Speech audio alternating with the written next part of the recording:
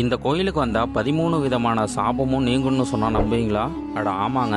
சர்வதோஷ பரிகார ஸ்தலமான இந்த கோவிலில் பிரம்ம சாபம், பெண் சாபம், பிரேத சாபம், சர்ப சாபம், பித்ரு சாபம், கோசாபம், பூமி சாபம், கங்கா சாபம், விருட்ச சாபம், தேவ சாபம், ரிஷி சாபம், முனி சாபம், குலதெய்வ சாபம்னு அனைத்து விதமான சாபமும் நீங்கக்கூடிய ஸ்தலமாக விளங்குதுங்க.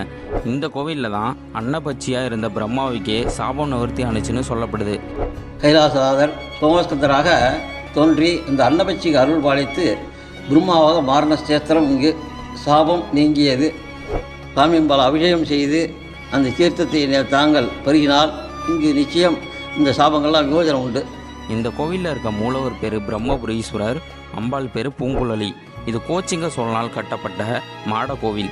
உங்கள் ஊர்லேயே பழமையான கோயில் இருந்தால் கமெண்ட் பண்ணுங்கள். இந்த கோயிலோட அட்ரஸ் வீடியோட ஃபஸ்ட்டு கமெண்டில் பின் பண்ணி